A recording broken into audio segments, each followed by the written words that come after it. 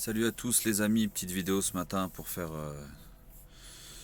je réfléchis beaucoup au constat de notre mobilisation là, des Gilets jaunes.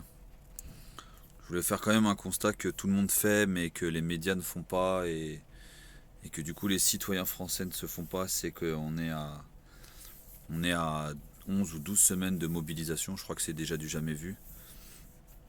Et le constat est que du coup on a un président qui nous ignore, qui passe son temps à féliciter ses forces armées ou ses polices, ses CRS qui sont sur le terrain pour un peu, pour les plus mauvais d'entre eux, nous matraquer, nous tirer dessus avec des flashballs. On est quand même à plus de 100 victimes, plus d'une centaine de victimes de blessés graves, plus de 2000 blessés tout court, dans un mouvement où on demande juste une justice sociale. On a eu comme réponse seulement la force et la violence. Et en fait, on essaierait de faire croire au mouvement au reste du monde que les gilets jaunes sont violents ou sont incrustés par des casseurs ou des extrêmes gauches ou des extrêmes droites.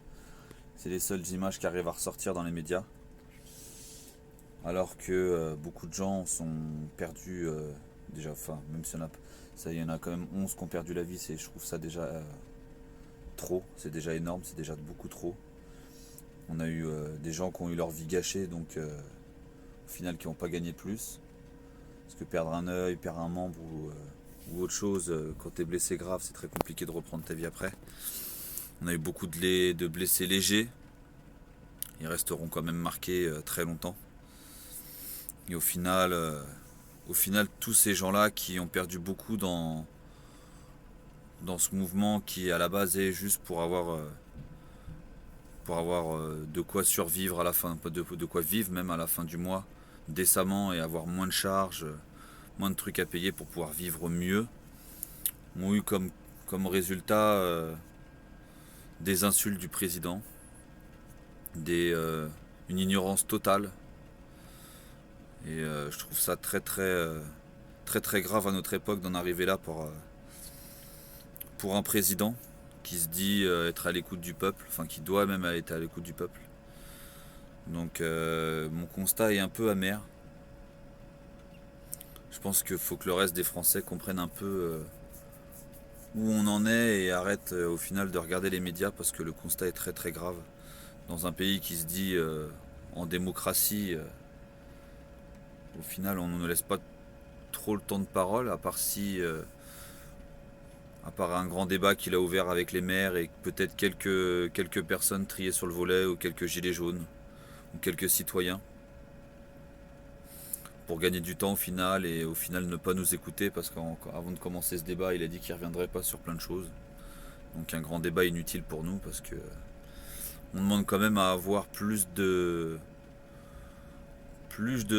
justice démocratique, de justice sociale, d'avoir un peu plus de pouvoir de décision dans le gouvernement, ce qui est totalement normal. Je pense en 2018, je pense qu'avant on pouvait se contenter de peu. Là maintenant les gens ont envie de reprendre un petit peu un rôle dans leur pays et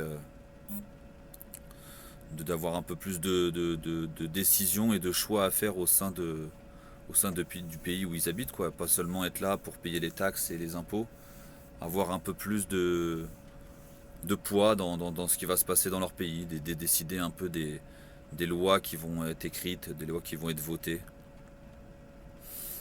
Et au final, un peu protéger leur avenir, un peu comme à l'image des ambulanciers très récemment. Je reprends ça parce qu'au final, l'une des revendications, je ne vais pas dire la principale, l'une des revendications qu'on demande le RIC, peut-être que les ambulanciers n'en seraient pas là aujourd'hui. Ils ne seraient pas en péril dans les prochaines semaines par rapport à leur métier. Un article qui a été voté sans les convier, sans leur demander approbation ou conseil par rapport à cette loi. Ils ont été mis de côté pour quelque chose qui va les concerner directement dans un avenir très proche. C'est très regrettable parce que du coup, bah, ils auraient pu décider autrement enfin, une autre façon de faire. Parce que maintenant, on sait que quand cette loi, l'article 80 va passer, toutes les petites structures, les petits artisans, enfin ceux qui étaient à leur compte avec un seul véhicule ou quoi, vont être condamnés à fermer boutique parce que du coup les hôpitaux prendront que les grandes structures parce que pour négocier des contrats c'est plus simple. Donc avec un peu plus de... S'ils auraient demandé un peu plus l'avis du peuple ou directement des ambulanciers, ce qui les concerne directement, ça se serait pas passé comme ça. Il y aurait eu une autre façon de faire, une autre façon de procéder. Il n'y aurait pas eu d'article 80, donc il faut bien que les gens s'imaginent que ce que les gilets jaunes demandent, c'est dans l'intérêt de tous les citoyens au final. Ça va concerner tout le monde.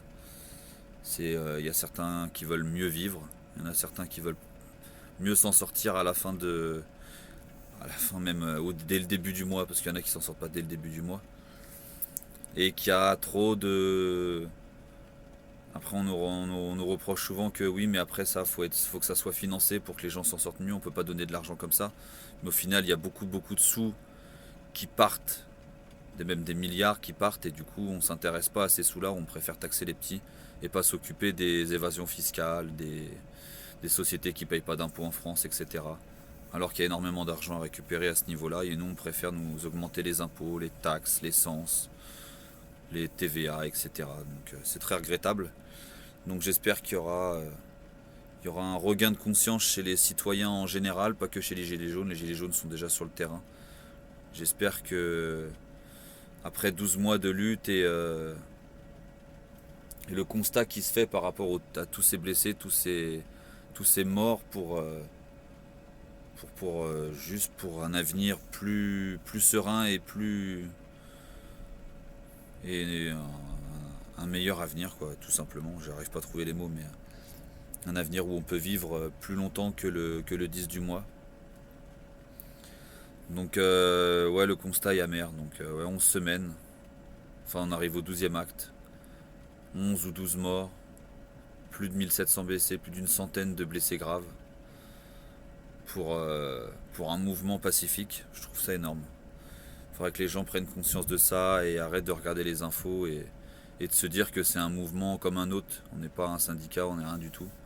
On est juste là pour demander plus de justice sociale et avoir un peu plus de choix dans l'avenir dans le gouvernement en général, quoi. On va avoir notre mot à dire et je trouve ça légitime en 2018 qu'on ait un peu plus de poids dans ce qui va se décider et pas seulement tous les 5 ans. Donc voilà, après si vous avez d'autres remarques à faire ou d'autres résumés à faire de ces 12 semaines de mouvement, laissez-moi un petit commentaire en bas et qu'on puisse en discuter tous ensemble. Merci à tous.